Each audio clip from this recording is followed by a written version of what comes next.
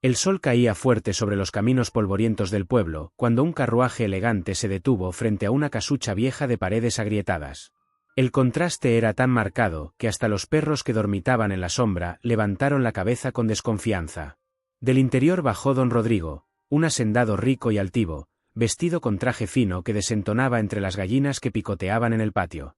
Venía con prisa, dispuesto a cobrar las rentas atrasadas de aquellas familias campesinas que habitaban en las casitas ruinosas de su propiedad. A regañadientes empujó la portera de madera que crujió como si pidiera auxilio. Caminó con pasos firmes hacia la puerta de barro y lámina, levantando el polvo con sus botas lustradas. No esperaba otra cosa que encontrar a una mujer endeudada, rogando clemencia, o a un hombre escondido con la vergüenza en la cara. Golpeó 3 veces con fuerza, y el eco seco retumbó en el pasillo angosto de la vivienda. Nadie respondió. Con fastidio volvió a golpear, mascullando que no perdería su tiempo con gente irresponsable. Cuando estaba a punto de darse la vuelta, la puerta se abrió lentamente con un quejido. Una vocecita temblorosa preguntó desde adentro. ¿Quién es? Don Rodrigo se aclaró la garganta preparando su voz dura. Pero antes de hablar, la hoja de la puerta terminó de abrirse y apareció una niña flaquita de apenas 7 años. Llevaba 2 trencitas desordenadas y un vestido lleno de remiendos. En sus manos sostenía una aguja y un pedazo de tela, como si la costura fuera lo único que la mantenía ocupada en ese rincón de abandono. El hacendado se quedó sorprendido. Esperaba a un adulto, pero encontró esos ojos negros, grandes y firmes que parecían no tener miedo. Detrás de ella, el interior de la casita se veía triste. Un catre a medio caer, un par de ollas ennegrecidas, ropa amontonada en una cuerda que servía de tendedero y un olor fuerte a humedad mezclado con medicina barata. ¿Y tu mamá?, preguntó él arrugando la nariz. En el hospital, respondió la niña sin titubear. ¿Y usted quién es? Soy Rodrigo, el dueño de esta casa. Tu madre me debe 3 meses de renta. La niña no retrocedió, al contrario, empujó un poco la puerta como para cubrir lo que había dentro. Don Rodrigo alcanzó a ver unas cajitas de medicinas vencidas, una silla coja y sobre la mesa varios retazos de tela bordados con delicadeza. Ella está enferma, añadió con firmeza la niña. Pero pronto va a volver. Yo la estoy cuidando. El hombre la miró con atención.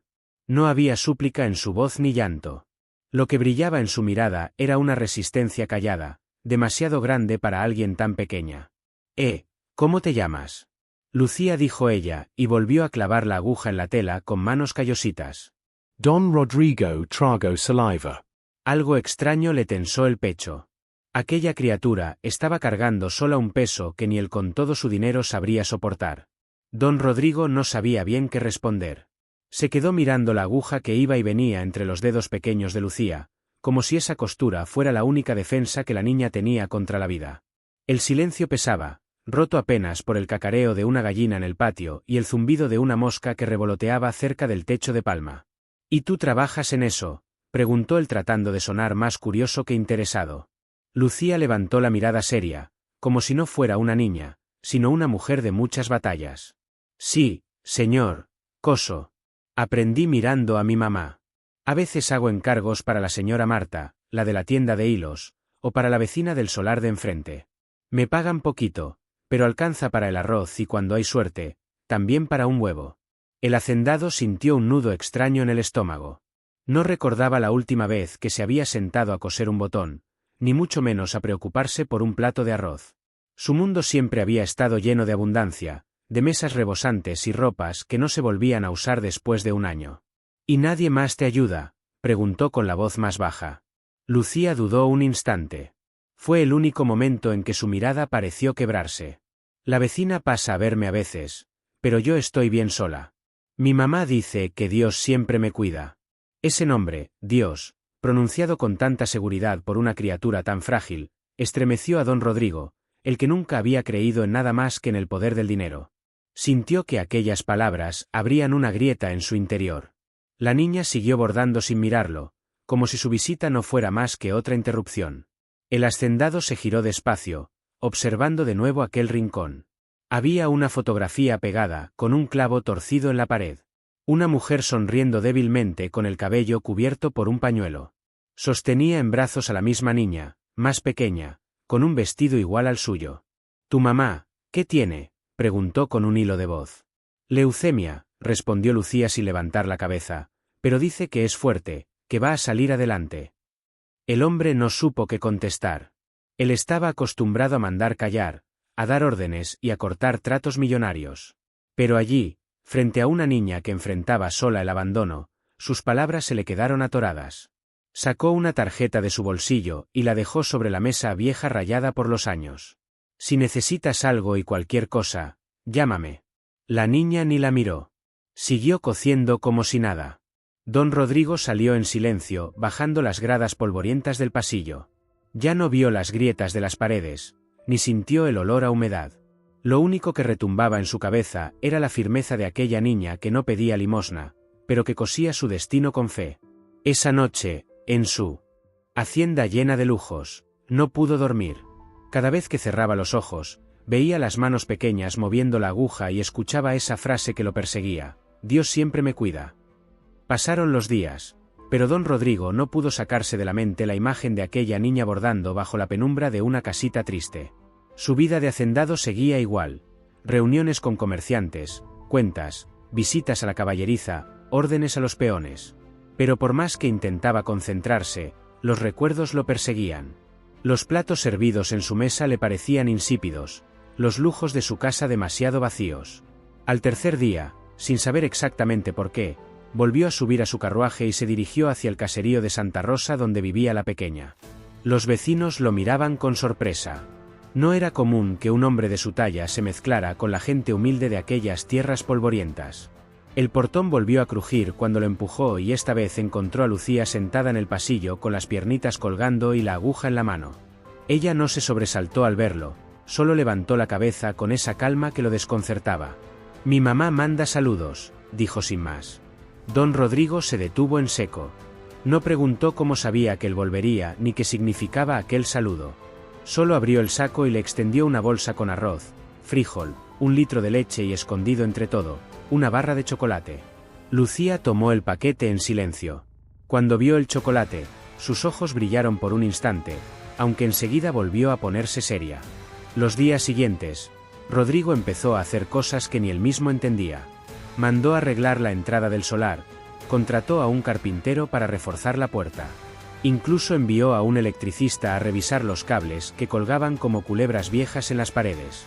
Todo lo hizo en secreto, sin anunciarse como benefactor. La gente del caserío empezó a murmurar.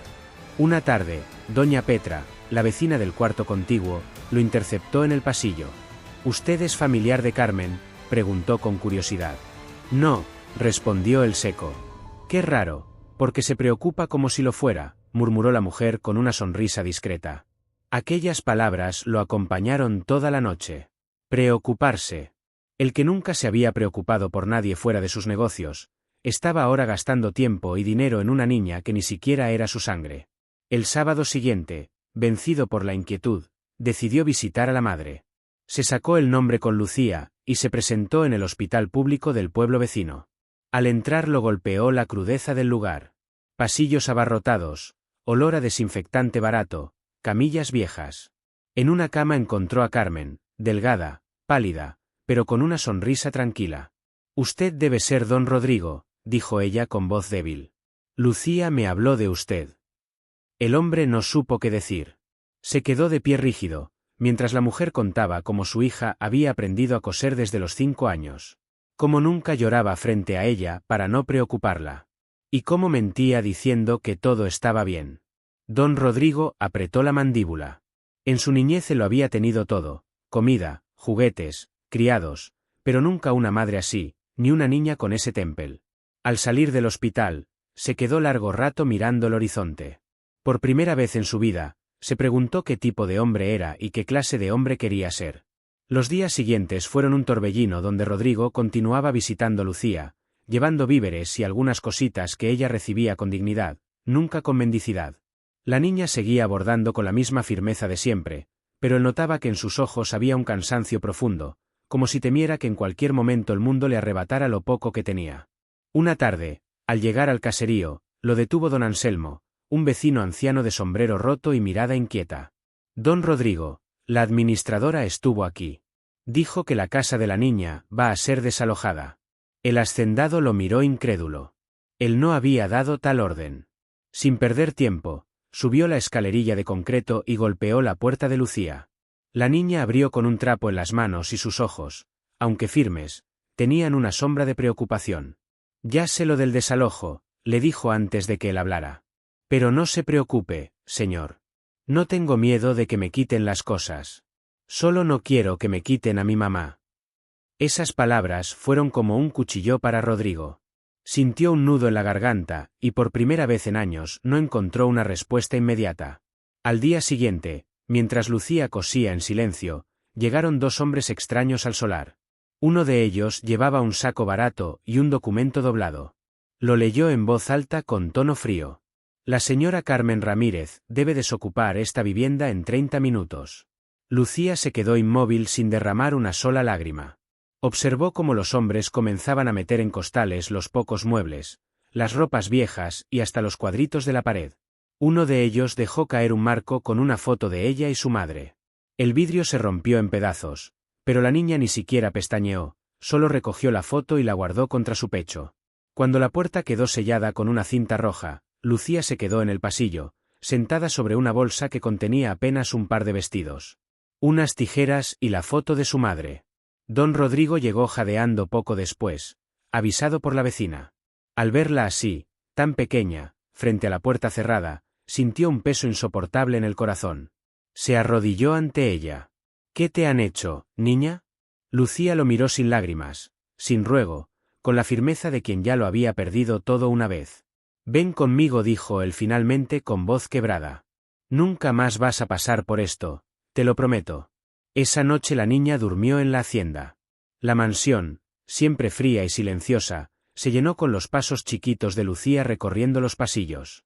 No habló mucho, apenas comió un poco de sopa, se lavó las manos con cuidado y se metió a la cama abrazando la almohada con olor a lavanda. Don Rodrigo se quedó de pie en la puerta observándola.